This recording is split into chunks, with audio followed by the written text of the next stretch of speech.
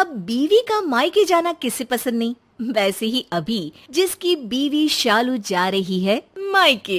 अरे शालू, कितनी देर हो रही है, जल्दी चलो ना, मैं बाहर जाकर कार स्टार्ट कर रहा हूँ, ट्रेन ना छूट जाए। अरे यार क्या है, जब से सुने हो कि मैं मायके जा रही हूँ ज्यादा ही एक्टिव नजर आ रहे हो। अभी तो सिर्फ 11 बज रहे हैं, ट्रेन तो शाम के 7 बजे की है। लेकिन कहीं ट्रैफिक जाम ना हो रास्ते में। अरे यार 15 मिनट का रास्ता नहीं है स्टेशन का, और तुम इतनी जल्दी स्टेशन जाने की बात कर रहे हो। पति खैर क्या करता, मन महसूस के बैठ जाता है सोफे पर, घड़ी की ओर टिकटिकी लगाए, और फिर वो घड़ी आ ही जाती है। अब क्या बर्फ बनकर जमे पड़े हो, चलो ना स्टेशन। स्टेशन में जो ट्रेन आती है वो काफी भरी हुई होती है, लेकिन अभी हट जाओ, सारे हट जाओ, इसमें मेरी शालू जाकर रहेगी। ये बोलकर अभी किसी तरह धक्का मुक्की के साथ अपनी बीवी को सीट पर बिठा देता है। Thank God. ओ मेरा स्वीटी बॉय, कितना ख्याल रखते हो तुम मेरा बेबी। पति हो तो तुम्हारे जैसा, इतनी भीड़ को चीर कर सुपरमैन की तरह अपनी बीवी को सीट पर बिठा दिया। वो ठीक है, पर ये ट्रेन कब छूटेगी? वो तो छूट जाएगी जब छूटना होगा तो। वैसे आप बताओ, पहले तो कभी ये तेजी नहीं देखी मैंने। पहले इतनी आजादी वाली फीलिंग भी तो नहीं आई ना। क्या मतलब? अरे मतलब कभी मैंने घर जाने के नाम पर इतना खुश और फ्री होते नहीं देखा ना। ऑफ कोर्स मम्मी पापा से मिलने की खुशी तुम्हारे चेहरे पर देखकर मुझे अच्छा लग रहा है। वैसे भी तुम्हारी खुशी में ही तो मेरी खुशी है। बीवी को लगता है कि पति उसकी बहुत केयर कर रहा है। ये रेलवे वाले ना कभी वक्त पर गाड़ी नहीं चलाएंगे। 7 बजे का टाइम है और देखो कैसे पूरे 7:03 हो गए, गाड़ी चल क्यों नहीं रही है? तभी पास बैठा बूढ़ा बोलता है। बेटा, बीवी को मायके वाली ट्रेन में बिठाने आए हो ना? हाँ बाबा, लेकिन आपको कैसे पता? अरे बेटा, 3 मिनट भी रहा नहीं जा रहा है, तभी समझ गया था। लेकिन मूर्ख लड़के, जो तेरे मकान को घर बना कर रह रही है ना, वो चली जाएगी तो तू करेगा क्या? हाँ, अब बस करो ज्ञान बांटना। फिर वो वाइफ को कहता है, मायके जाने के लिए तुम्हारे चेहरे पर जो खुशी दिख रही थी ना, उसके लिए तो मैं कुछ भी कर सकता था। और आखिरकार धक्का मुक्की के साथ बीवी को मायके की ट्रेन में बिठाकर दूर से ट्रेन को जाते हुए देखकर कहता है, वाह भाई वाह अंश, आजादी मुबारक हो। चलो अब दोस्तों को फोन लगाते हैं। हे ब्रो, आ जाओ, आज से मैं घर में अकेला हूँ। शाम को करते हैं ना पार्टी, वो भी तगड़ी वाली। शाम को अंश के दोस्त घर आते हैं। वाह यार, पहले भी इतनी बार तेरे घर आया हूँ, लेकिन आज लग रहा है कि दोस्त का घर है, वरना तो। हाँ यार, मेरा भी घर बीवी से ऐसा लगता है कि किसी घर में नहीं बल्कि होटल में हूँ। हर चीज अपनी जगह, चमकता किचन, चमकता कमरा। अरे छोड़ो यार, क्या बात कर रहे हो। चलो फुटबॉल का मैच शुरू होने वाला है, खाने का ऑर्डर देकर आता हूँ बाहर से। अरे छोड़ना, मिलकर बनाते अपने हाथ का स्वादिष्ट मसालेदार। हाँ यार, वरना बीवी ने तो ये कंट्रोल वो कंट्रोल के नाम पर उबला खाना खिला खिला कर मार रखा है। बस फिर क्या था, आ जाता है गर्मा गर्म खाना किचन से, टेबल पर सारे यार मिलकर पार्टी करते हैं। और फिर सुबह सूरज सर पर आ गया, रात का तो मजा ही आ गया। चलो एक कप चाय बनाता हूँ। लेकिन अंश जैसे ही किचन में जाता है जोर से चिल्लाता है, ओह गॉड, इतना गंदा किचन, ये कौन साफ करेगा? जैसे तैसे वो किचन साफ करता है कि तभी उसकी बीवी का फोन आ जाता है। सुनो, मैंने ना 2 बर्तन रखे हैं, तुम ज्यादा मेहनत मत करना, बस खाना हल्का फुल्का बना लेना। मैं पड़ोस की काम वाले को फोन करके कह दूंगी, वो बर्तन धोकर जाएगी। तुम चिंता मत करो ना, मैं हल्का फुल्का काम कर लूंगा। भूख लगी है, बस नाश्ता बना लेता हूँ। देखो, दूध के साथ अंडा उबाल लेना अगर ज्यादा कुछ बनाने का मन ना हो तो। हाँ मैं बना लूंगा, तुम एंजॉय करो यार। सारा किचन साफ कर अंश नाश्ता बनाता है कि किचन फिर से गंदा हो जाता है। वो खाना खाकर किचन में आता है तो सामने फिर गंदे बर्तन दिखाई देने लगते हैं। 2-4 दिन किसी तरह बीतने पर वो कपड़े लेने के लिए अलमारी खोलता है कि हे भगवान, ये तो सारे बिखरे हैं, क्या पहनूं कुछ समझ में नहीं आ रहा है। चलो आज कपड़े ही धो देता हूँ। लेकिन कपड़े धोने के बाद अंश की कमर में दर्द होने लगता है। अरे अब क्या करूं? हाँ, एक आइडिया, माँ को बुला लेता हूँ, वो कुछ मदद कर देगी। अंश माँ को फोन करता है और फिर कुछ दिनों के लिए अंश की माँ घर आ जाती है। अरे अंश बेटा, जरा बहू को बोल चाय दे। कहाँ है वो?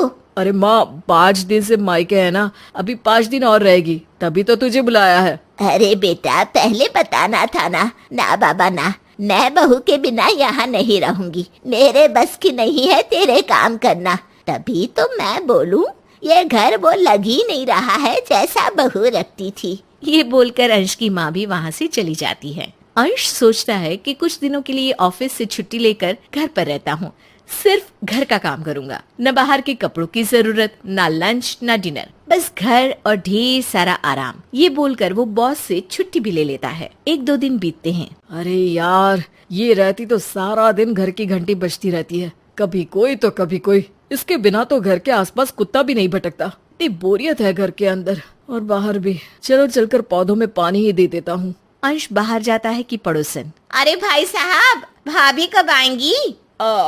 3 दिन बाद। क्यों, कुछ काम? अरे ना ना, बस पूछ लिया। बहुत दिन हो गए देखे, उनका हंसता चेहरा देख लो, दिन बन जाता है। अब अंश को भी समझ में आ जाता है कि बीवी का घर में न रहना घर की आजादी नहीं, बल्कि किसी शरीर में से सांस का जाना जैसा होता है। 3 दिन बाद बीवी के वापस आने पर अंश उसे गले लगा लेता है। हाँ हाँ हाँ, अब मक्खन मत मारो। पता है, घर, किचन, अलमारी सब बिखरे हैं। कोई बात नहीं, मैं संभाल लूंगी। रुको, अभी चाय बना कर लाती हूँ। ये सब के साथ मुझे भी संभालना तुम्हारा ही काम है, क्योंकि मैं भी तुम्हारे बगैर बिखर सा गया था। आंचल की शादी होती ही आंचल के मायके वाले बेघर हो जाते हैं। उनकी जमीन तो होती है, पर किसी वजह से वो लोग अपनी ही जमीन पर घर नहीं बना पाते। क्योंकि आंचल का पति लॉयर होता है, इसलिए वो कोई ना कोई तिगड़म लगाता है और आखिरकार आंचल के घर वाले अपनी जमीन पर घर बना ही लेते हैं। ऐसे ही एक दिन आंचल अपने पति विपिन के साथ अपने मायके जाती है। अरे भाई सासू माँ, आपने तो बड़ा ही शानदार घर बनाया है। एक हमारा घर देखिए, चिड़िया घर हो गया है। इतने छोटे से घर में इतना बड़ा परिवार बसा हुआ है। दामाद जी, ये घर भी तो आप ही की वजह से बन पाया है। आप इसे अपना ही घर समझिए। अगर कभी भी लगे कि आपके घर में दिक्कत हो रही है या कोई प्रॉब्लम आ रही है, तो बेझिझक अपनी बीवी के साथ यहाँ आ जाना। अगर ऐसी बात है सासू माँ, तो यहाँ से जाना ही क्यों? मैं तो अपना सामान लेकर आया हूँ। अब तो मैं कुछ दिनों तक यहीं रहूँगा आराम से। ये आप कैसी बात कर रहे हैं? भला एक बेटी दामाद कैसे अपने ससुराल में रह सकते हैं? माँ, इनकी तो आदत है मजाक करने की। आप हमें आज्ञा दीजिए, हम चलते हैं। अरे सच में आंचल, तुम खुद इतनी कॉमेडियन हो और मुझे मजाकिया कह रही हो? अरे मेरा बैग खोल कर देखो, उसमें मेरा बिस्तर, तकिया, लैपटॉप, कपड़े, जूते सब कुछ है। और वैसे भी अभी अभी तो सासू माँ ने कहा कि इसे मैं अपना ही घर समझूं, और अपने ही घर में रहने में कैसी शर्म। इतना बोलकर विपिन अपना सारा सामान लेकर अपनी सास के कमरे में जाकर आराम से सो जाता है। पूरा दिन इसी तरह से निकल जाता है। आंचल को कुछ समझ में नहीं आता कि वो कैसे अपने पति को लेकर ससुराल जाए। शाम होती है और जैसे ही शाम को सुमन अपने दामाद जी के लिए चाय नाश्ता लेकर जाती है, वैसे ही विपिन अपनी सास से कहता है, सासू माँ, आपने तो बड़ी जल्दी इस कमरे को पूरे अपने सामानों से भर दिया। मैं क्या कह रहा था, मुझे ना अपने लिए ये कमरा पसंद है, इसलिए आप अपना सामान दूसरे कमरे में शिफ्ट कर लीजिए। वो दरअसल क्या है ना, मेरा खुद का सामान ही बहुत सारा है, देखिए ना कैसे इधर उधर बिखरा पड़ा है। इतना बोलकर विपिन अपनी सास के हाथ से चाय की ट्रे ले लेता है और खुद चाय बिस्किट खाने लगता है। तो वहीं दूसरी ओर जब सुमन अपने रूम की हालत देखती है तो उसकी आंखें फटी की फटी रह जाती है, क्योंकि विपिन ने रूम की बहुत बुरी हालत कर रखी थी।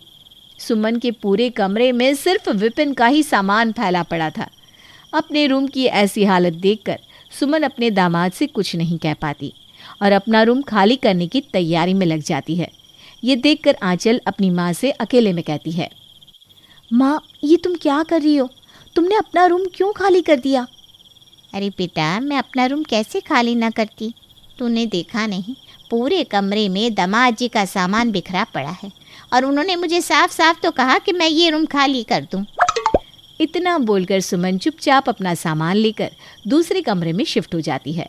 शाम को आंचल अपनी माँ के साथ खाना बनाने लगती है कि तभी वहाँ विपिन फ़ोन पर बात करते हुए आता है और अपनी सास और अपनी बीवी से कहता है, चलो भगवान का शुक्र है जो मैं सही समय पर आ गया। क्यों, आपको कुछ स्पेशल खाने का मन था क्या? अरे मैं कहाँ कभी खाने की डिमांड करता हूँ, मैं तो बस इसलिए भगवान का शुक्रिया अदा कर रहा था ताकि आप लोगों की मेहनत बर्बाद ना हो। दरअसल मेरी बहन और जीजा जी भी कुछ देर में यहाँ आते होंगे। आखिर मैंने अपना पहला केस जो जीता है और मेरी सास मेरे दम पर अपना खुद का घर बना सकी है, जिसे देखने मेरे जीजा और दीदी आ रहे हैं। अरे पर उन्हें यहाँ आने की क्या जरूरत थी? आपने उन्हें यहाँ क्यों बुलाया? अरे आंचल कैसा मजाक कर रही हो? भला बेटी दामाद अपने घर में नहीं आएंगे तो कहाँ जाएंगे? क्या सासू माँ, सही कहा ना मैंने? आखिर ये घर हमारा भी तो है। आंचल शांत हो जा दामाजी, कोई बात नहीं, कुछ दिनों की तो बात है। सुमन नहीं चाहती थी कि आंचल के ससुराल से अब कोई भी आए, पर बेचारी करती भी क्या, वो अपने दामाद को मना नहीं कर पाती। कुछ देर के बाद आंचल की ननद तानिया अपने पति के साथ आ जाती है और आते ही अपना सामान आंचल की बहन निशा के कमरे में रख देती है और अपना पर्स सोफे पर फेंक कर खुद फैल जाती है और लेटे लेटे आंचल के घर वालों से कहती है, कितना सॉफ्ट और मुलायम गद्दा है मज़ा ही आ गया इस बिस्तर पर। तो अब से ना मैं इसी कमरे में रहूँगी। आखिर मेरे भाई की बदौलत ये घर बना है और इस नाते इस घर पर मेरा भी तो कुछ हक हुआ। हाँ हाँ दीदी, क्यों नहीं, आपका जब तक दिल करे तब तक यहाँ रहना। मैं तो सोच रहा था कि कल सुबह माँ को भी यहीं ले आओ ताकि हम सब एक साथ रह सके। क्यों सासू माँ, सही कहा ना मैंने? विपिन और उसके पूरे परिवार को आंचल के घर में बहुत मज़ा आ रहा था, पर आंचल और उसके घर वालों को विपिन और उसके परिवार की हरकतें रास नहीं आती। बेचारी सुमन कुछ कर भी नहीं सकती थी, आखिर उसकी बेटी का ससुराल जो था। तो वहीं दूसरी ओर आंचल भी कुछ नहीं कर पा रही थी। अब जैसे जैसे समय गुजरता जाता है, विपिन अपनी माँ और अपने भैया भाभी को भी अपने ससुराल में बसा लेता है और आंचल के घर वाले अपने ही घर में अनजाने हो जाते हैं। आंचल के ससुराल वाले अब कमरे से लेकर रसोई तक हर चीज़ पर बस अपना हक जताते हैं। अरे माँ जल्दी बताओ ना आपको क्या खाना है, मैं अभी रसोई में जाकर बना देती हूँ। अरे बेटा, बहुत दिन हो गए तेरे हाथ के दही बल्ले नहीं खाए। ऐसी बात है माँ, तो आज मैं आपको दही भल्ले और इडली डोसा सांभर सब कुछ खिलाऊंगी भाभी मेरे साथ किचन में चलो और मेरी थोड़ी हेल्प करा दो। दीदी, रसोई घर का सामान खत्म हो गया है। आप पिछले 2 महीने से यहीं बैठे हैं, पर एक भी दिन आपने राशन नहीं भरवाया। अब मेरी माँ और बहन अकेले कितना करेंगे? सुन लो माँ, राशन खत्म हो चुका है। पता नहीं कैसा घर है, यहाँ तो राशन भी नहीं रहता। अगर अपना घर होता ना तो मैं पक्का आपको वो सब कुछ बनाकर खिलाती जो आपका दिल करता। अब कुछ खा नहीं सकते तो क्या हुआ, टीवी तो देख ही सकते हैं। इतना बोलकर तानिया अपनी माँ और अपनी बड़ी भाभी के साथ टीवी देखने के लिए हॉल में जाती है, जहाँ निशा पहले से ही टीवी देख रही थी। पर फिर भी तानिया बिना निशा से पूछे रिमोट ले लेती है और टीवी का चैनल बदल देती है, जिस पर निशा को बहुत गुस्सा आता है। पर वो अपना गुस्सा कंट्रोल कर लेती है और अपनी माँ और दीदी से कहती है, हद होती है दीदी, आपके ससुराल वाले तो बड़े ही बदतमीज़ है। एक तो दूसरों के घर आकर मुफ्त की रोटी तोड़ रहे हैं, ऊपर से ये तो ऐसे करते हैं मानो जैसे ये इनका घर है। इन्होंने तो हमें ही हमारे घर से बेघर कर दिया। हर चीज़ पर ये लोग अपना हक जमाते हैं। पता नहीं जीजू सड़क छाप लॉयर कैसे बन गए, जबकि आपका तो पूरा ससुराल ही सड़क छाप है। हमने गलती कर दी जो अपना इतना छोटा सा केस जीजा के हाथ में पकड़ाया। इससे तो अच्छा हम अपने रिश्तेदारों को खुद 2 थप्पड़ मारते और उनसे अपना घर छीन लेते। निशा, ये कौन सा तरीका है बात करने का? तू जिनकी बुराई कर रही है वो लोग तेरी दीदी के ससुराल वाले हैं। माँ, निशा बिल्कुल सही कह रही है। आखिर आप कब तक घुट घुट कर रहोगी अपने घर में? वो तो भगवान का शुक्र है कि पापा के मृत्यु के बाद उनकी सरकारी नौकरी आपको मिल गई। अगर आज आपके हाथ में नौकरी नहीं होती तो मेरे ससुराल वाले तो आपको नोच कर ही खा जाते। माँ, अब पानी सर से ऊपर जा चुका है, अब मुझे ही कुछ करना होगा। आंचल अपने ससुराल वालों की हरकतें और बर्दाश्त नहीं कर पाती और इसीलिए वो अपना दिमाग लगाती है और अपने ससुराल जाकर अपनी चाची सास से मिलती है और सारी बात उन्हें बताकर उनकी मदद भी मांगती है। प्लीज़ चाची जी, मना मत कीजिए, मुझ पर ये एक एहसान कर दीजिए। मैं आपका एहसान कभी नहीं भूलूंगी। बस आपको हमारे उस छोटे से घर पर अपना कब्जा करना होगा, ताकि मेरे ससुराल वाले मेरा मायका छोड़कर अपने घर में वापस आ सके। अब समझ में आया बहू तुझे, मैं क्यों तेरे ससुराल वालों से दूर रहती हूँ। पर मुझे तो डर लग रहा है कि तेरा पति लॉयर है। अगर मैंने तेरे उस खंडहर पर अपना हक जमाया तो कहीं वो मुझसे मेरा ही घर ना छीन ले। अब फिक्र मत कीजिए चाची जी, आपका भतीजा एक सड़क छाप लॉयर है, वो एक चींटी को भी सज़ा नहीं दिलवा सकता, तो आपका क्या ही बिगाड़ लेगा। मैं हूं ना आपके साथ। आप बस अपने परिवार के साथ 2 दिन मेरे ससुराल में रहना और किसी तरह से उनके कानों में खबर भिजवा देना कि आप लोग पिछले 2 महीने से उसी घर में रह रहे हैं और बहुत जल्द वो घर आप लोग अपने नाम करवाने वाले हैं। फिर देखना कैसे उल्टे पैर मेरे ससुराल वाले मेरा मायका छोड़कर जाते हैं अपने घर। आंचल के कहने पर आंचल की चाची सास बिल्कुल वैसा ही करती है। और जब आंचल के ससुराल वालों को पता चलता है कि उनके घर में पिछले 2 महीने से विपिन की चाची रह रही है, तो वो लोग बिना कुछ सोचे समझे अपना बोरिया बिस्तरा उठाते हैं और अपने घर चले जाते हैं। इस तरह से आंचल अपना दिमाग लगाती है और अपने ससुराल वालों को अपने मायके से उठाकर वापस अपने घर ले आती है, जिसके बाद आंचल के ससुराल वाले फिर कभी अपना घर छोड़कर दूसरों के घर में नहीं बसते, इस डर से कि कहीं फिर से कोई और उनके घर पर कब्जा ना कर ले।